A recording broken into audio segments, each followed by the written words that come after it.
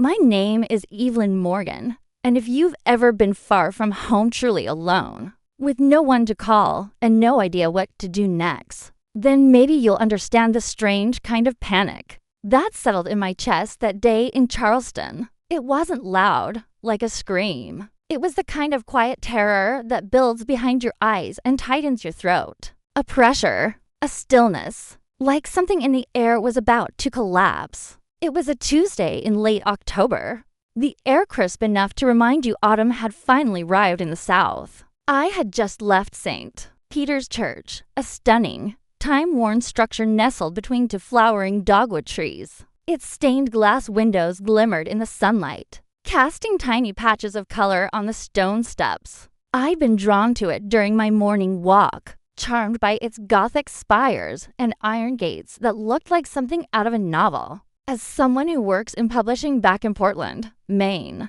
I tend to get romantic about buildings that feel older than my worries. This was my first real vacation in 3 years. No conference, no family gathering, just a one-woman trip I'd been planning since late spring. I'd converted about 800 pounds into dollars at JFK before boarding my flight to Charleston. Enough for food, a cozy hotel, and maybe a few too many antique shop souvenirs. I had more days before I was due to return to Boston, where my job and, frankly, the bland version of my life waited for me like an unopened inbox. The moment I realized my passport was gone, I was sitting outside a tiny cafe across from the church. I'd ordered a honey latte from a cart run by a college student with a nose ring and a thick southern accent. I was people watching, sipping slowly, flipping through my Moleskine journal. I remember that so clearly because I was writing about how free I felt in that moment.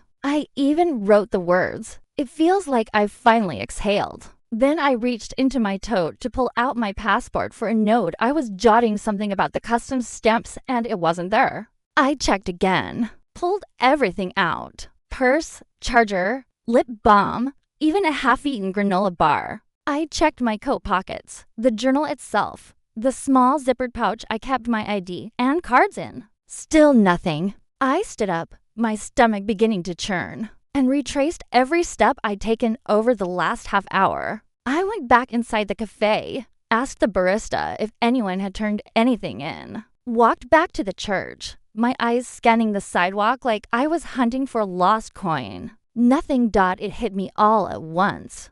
No passport meant no flight. No flight meant no return. No return meant... I sat down on a bench near the church's side entrance and tried to breathe. I took out my phone to search for the British consulate, but the signal was weak, and the battery had slipped below 10%. I texted my friend Miriam, back in Boston, but it didn't send. For a few minutes, I just stared at the street, the sunlight blurring through tears I was too embarrassed to let fall. Then, someone spoke. "Miss," I turned. A man stood a few feet away, holding out a small navy blue booklet.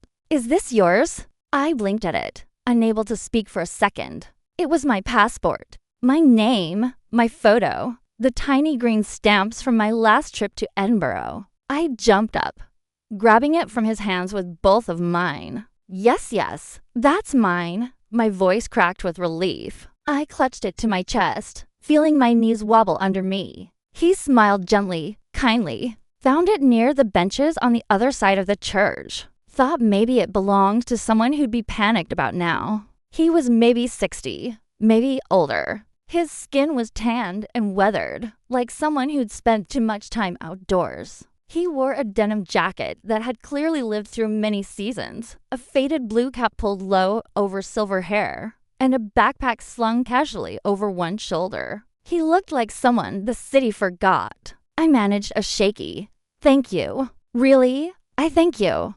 He nodded. "No problem. Folks lose things when they're looking up, I always say." His voice was soft and gravelly. He didn't linger, didn't ask my name, didn't even introduce himself. "Wait," I said, reaching for my wallet. I had just over $120 in cash, saved for lunch and an afternoon bookstore spree. I pulled out a $50 bill and held it out. "Please, let me give you this." He looked at the bill like it offended him. I didn't do it for money. I know, I said quietly, but I still want you to have it. You gave me back more than a passport. He studied me for a long second, then took the bill delicately, like it might fall apart in his fingers. All right, thank you, miss. Then, before I could ask him anything else, his name, where he lived, if he needed help, he turned and walked away down the street. No dramatic goodbye, no final glance, just a quiet figure disappearing into the late afternoon light. I stood there, passport in hand, heart still thudding, watching the crowd swell round him until he was gone. That evening, back in my hotel room, I set the passport on the desk and stared at it. It didn't feel like a document anymore. It felt like a message, like something or someone was reminding me to stop looking down, or maybe to stop looking backward. I didn't know his name. I didn't know his story, but I knew I owed him more than $50. And I had a feeling that finding him again wasn't just about gratitude. It was about finding something in myself I hadn't even realized was missing. That night, I couldn't sleep. The room at the Mariners Inn was exactly what I'd hoped for when I booked it: a small, historic bed and breakfast with hand-painted shutters, creaky wooden floors, and a view of the narrow Charleston Street below. The bed was soft, and the air held the scent of lavender from the little sachet tucked into the nightstand drawer. But none of it helped. I lay awake, eyes fixed on the ceiling fan tracing slow, hypnotic circles overhead. My mind kept replaying that quiet moment in front of St. Peter's Church. The stranger's voice, low and steady. The way he looked at me, not like someone rescuing a frantic tourist, but like someone who had once lost something, too. I kept wondering about the choices that brought him there. What path leads a man to carry kindness in his hands instead of bitterness? He could have kept the passport, could have left it on a bench, walked away, pawned it, shredded it, anything. But he didn't. He came back. The next morning, I woke before sunrise, restless and wired, pulled on jeans and a cardigan, and walked the few blocks back toward the church. It was just past 7. The city was still half asleep. The air was cool, wrapped in that hushed early morning stillness where even the birds seemed cautious. St. Peter's was empty. The sidewalk where I had first realized the passport was gone was quiet, too. I paced up and down it for a while, scanning the area like I expected him to materialize out of the fog. But of course, he didn't. People like that, I thought, don't belong to schedules. They show up in the in-between moments, in the margins of city life, and then vanish. I crossed the street to a small cafe called Rooster's Porch. It had just opened its shutters for the day, and a young woman behind the counter smiled at me as I stepped inside. "Coffee?" she asked. "Black, please. Strong as you've got it," I replied, and she chuckled. I took my coffee to a small patio table outside and sat facing the church. I watched people go by. A couple of joggers, a man walking his golden retriever, a mother with a stroller, and a reusable grocery bag swinging from the handle. None of them him. A woman sat down at the next table about 20 minutes later. She was in her 40s, maybe early 50s, with short curly hair streaked in silver, and a scarf tied loosely round her neck. She pulled a paperback from her tote and began to read, sipping something that smelled like cinnamon. "Excuse me," I said, leaning slightly toward her. "Do you live around here?" She looked up from her book, offering a polite smile. "Not quite. I'm from Savannah, but I visit Charleston often. My daughter lives nearby. I come down every few weeks to spoil her dog and escape my life." That made me laugh. I introduced myself, and we chatted briefly about the weather, the charm of old cities, and how Charleston's coffee was better than Savannah's. Then I asked, a little hesitantly, "Have you ever seen an older man who comes around here? Thin, kind face, wears a denim jacket. I met him yesterday. He found my passport. He didn't give his name." She lowered her book and studied me. "You must be talking about Sam Decker." I blinked. The name felt like it fit. "He's quiet," she continued, "but you'll spot him sometimes. Used to be a teacher, I heard. History, somewhere up in Winston-Salem, North Carolina. Lost his wife, Lorraine, a few years ago. She had a long illness. They burned through their savings paying for treatments. After she passed, he sort of drifted. Lost the house. Came south, like a lot of people do when they're trying to heal. I swallowed hard. I hadn't expected so much all at once. Where does he stay now? I asked. She shrugged gently. He doesn't like to say. Somewhere near the rail tracks, I think. But if you want to find him, try the soup kitchen on King Street. He helps out there. Doesn't ask for anything. Just shows up. I thanked her more than once and left my coffee unfinished. I didn't know exactly why I needed to see him again. It wasn't just to say thank you. It was something deeper.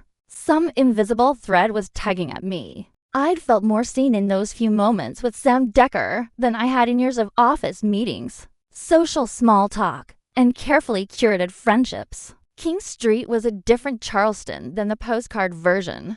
As I walked south, the storefronts grew less polished, the sidewalks more cracked. There were murals painted on peeling brick walls, a mix of jazz notes and graffiti. I passed a tired-looking laundromat, a corner store that smelled of old air, and a boarded-up record shop with faded posters in the window. Then I saw the soup kitchen. It was tucked between two buildings, almost like it didn't want to be noticed. A hand-painted sign hung above the door, and the smell of soup drifted into the street vegetables. Garlic, something hearty and warm. Inside, the place was humming with quiet energy. Volunteers moved with purpose, wiping tables, pouring coffee, handing out bowls of stew to a small crowd that had gathered. And there, toward the back of the room, was Sam. He was wiping down a table, listening to a young man with tattoos covering his arms and nervous energy spilling out in quick speech. Sam nodded slowly as the young man spoke, listening intently, offering the kind of quiet patience the world usually reserves for children and priests. I walked closer. When he noticed me, he didn't look surprised. "Did you lose something again?" he asked, his voice just as steady and kind as I remembered. "No," I said, a smile spreading across my face. "This time I came to find something." He studied me for a moment and then gestured to the bench across from him. "All right then, pull up a chair." And I did. Sam Decker didn't talk much at first. We sat in the far corner of the soup kitchen on King Street, our coffee growing cold in cheap paper cups as the clatter of lunch service faded. Into the late afternoon. Round us, volunteers wiped down long tables, and the scent of vegetable stew lingered in the air. But between us, there was a strange sort of stillness. A quiet, not awkward, but deliberate-like to people who'd each learned how to make silence their own kind of language. I didn't push him to speak. I just sat there and waited, nursing my second cup of bitter coffee and watching the way his hands moved strong, steady, and calloused. The hands of someone who had built things, repaired things, carried more weight than most people ever had to. Finally, he spoke. Not in a dramatic way, just simply, like he was starting a story mid-sentence. "I taught American history, high school, for almost 25 years. He glanced toward the window, his voice low and even. "Winston-Salem, North Carolina. My last class graduated in 2014. Funny how you remember the year like it's a birthday." I looked at him, surprised. "That's what you did." He nodded. "Loved it, too. Even the kids who couldn't remember the declaration from a grocery list. I used to tell them if you don't know where you come from, you can't know where you're going." The way he said it, I could hear the teacher still in him. Not a man lecturing, but a man trying to hand over something real, something earned. I wondered how many teenagers had rolled their eyes while he said that, never realizing it would stick with them later, in the moments when it mattered. "What happened?" I asked, gently. He sipped his coffee, and the pause that followed felt like a held breath. "The economy," he said finally. "Budget cuts started the slide. Then Lorraine got sick. Pancreatic cancer. Moved fast, real fast. 5 months from diagnosis to goodbye." He didn't look at me as he spoke. He didn't need to. His voice didn't shake, but something in it had turned hollow, like it was echoing off the inside of an old wound. "I'm so sorry," I said. He just shrugged, a tired motion. "It happens." She was my whole world. After she passed, I couldn't keep the house. Sold what I could. Retirement fund went with her treatments. It wasn't a hard fall, really. Just slow. One day, I looked around and realized there wasn't anything left to hold on to. I didn't say anything at first. What could I say? Here was a man who had given his life to teaching, to loving, to doing everything right. And still the world had swallowed him whole. "We all carry things," he added after a pause. "Some just weigh more than others." His words settled into me like stones in water. I found myself blinking back something I didn't expect: shame, maybe, or guilt. Because while I had a career and a paycheck and a nice little apartment in Portland, the truth was, I had been drifting for years, smiling on the outside, but sleepwalking inside. I had my life neatly ranged: vintage curtains, curated playlists, oat milk in the fridge. Even a ceramic mug collection I pretended made me feel at home. But late at night, when the noise quieted down, something always itched at the edges of my soul. A feeling I couldn't name. Like I was missing a part of myself I hadn't even realized had gone missing. I hadn't told anyone that. Not even Miriam, my best friend back in Boston. But as I sat across from Sam, listening to him talk about grief and loss like they were old companions, I felt my own facade peeling just a little. That afternoon, we stayed at the soup kitchen long after the crowd had left. Sam moved through the space like someone who knew what it meant to be invisible. Not in a sad way, in a peaceful one. He helped a young man named Jerome sweep the floors. Jerome, who swore he used to race cars in Daytona Beach. Then he brought a bowl of stew to a woman named Clarice, who told me, in her gravelly jazz singer voice, that she once played piano in New Orleans bars before the storm took her home and her husband both. Maybe their stories were true. Maybe they weren't. But in that place, no one questioned what anyone used to be. That was the quiet rule. What mattered was who you were now, and whether your hands were helping or hurting. As the golden light of evening draped the city in long shadows, Sam walked me out to the street. We paused near the brick steps of the soup kitchen. The day had cooled, and a breeze moved through the trees like it was humming an old hymn. "You heading home tomorrow?" he asked, adjusting his jacket collar against the wind. I looked up at the sky, streaked with that soft southern dusk. I thought about the return flight waiting for me, about the inbox full of unread emails, the manuscript deadlines, the comfortable apartment, the meetings where no one ever really said what they meant. I thought about the notebook I hadn't written in for months. "I don't know," I admitted. "Maybe not yet." He nodded slowly, like he already knew my answer before I did. "Sometimes," he said, "we get lost just to figure out where we're supposed to be found." I stood there for a moment longer, watching the way the light hit his face, softening the lines around his eyes. It struck me then that there was something unshakably grounded about him, not just because he had lost everything, but because he had survived it. He had kept walking, not bitter, not broken, just quieter. That night, back in my hotel room, I sat by the window and looked out at the sleepy city street below. Then I opened my laptop and canceled my return flight. It cost me an extra $360 to extend my stay another week. I didn't even blink. It was the first impulsive decision I'd made in years that didn't come from fear or guilt, but from something else. Something rooted. Afterward, I opened my notebook and started writing. Not for work, not for anyone else, just for me. And I realized, after 3 pages of pouring my thoughts onto paper, that I wasn't writing about Charleston. I was writing about Sam.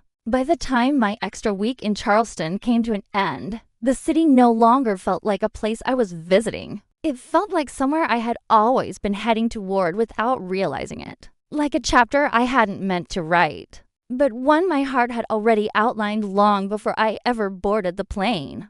There was something about Charleston's rhythm that worked its way under your skin. The slow turn of ceiling fans in sun-drenched rooms. The lilt of southern voices floating from porches. The church bells ringing at odd, uneven hours. It all moved with a kind of sacred patience I hadn't known I needed. In Portland, everything felt urgent emails, meetings, alarms, deadlines. But here, even the wind through the palmettos seemed to whisper, "You're allowed to pause." During those bonus days, I made a habit of waking early, before the heat settled in. I'd walk the quiet streets, coffee in hand, watching as light spilled down the walls of faded mansions and onto brick paths cracked with age. I kept my notebook close and filled it with more honest words than I'd written in years fragments of poetry. Scenes I remembered from childhood, even the beginnings of an essay titled "The Day I Lost My Passport and Found My Breath." Most afternoons, I volunteered at the soup kitchen with Sam. We didn't always speak much, but we shared space easily. Sometimes I'd help prepare food, other times I'd sit with the guests and listen. There was an intimacy in the way stories were shared. They're not polished or performed, just spoken and received. It was like peeling back the noise of the world and hearing the heartbeat underneath. One late afternoon, as the sun dipped low and painted the harbor with a golden hue, Sam and I took a slow walk along the Battery Promenade. It was one of those perfectly still moments, no traffic, just the sound of our steps and the distant calls of gulls. The white mansions loomed to our left, guardians of a time long past, while the sea stretched out endlessly to our right. I told him more about my job, about the tall glass building in downtown Portland, the quiet corner office, the editorial deadlines that never really let up. I told him how it all looked good on paper, how it impressed my parents and made dinner party small talk easier. But then I said the part I hadn't admitted to anyone yet. I don't think I ever loved it. I think I just needed something that felt safe. Sam gave me a slow nod. Safe isn't always the same as right. I looked out at the water. I used to think if I could just hit every milestone, graduation, job, apartment, then I'd feel whole. But it's like I built this life without ever checking if it fit. He gave me that quiet smile of his, the one that started in his eyes. You know, he said, "You could stay. Charleston doesn't mind starting over."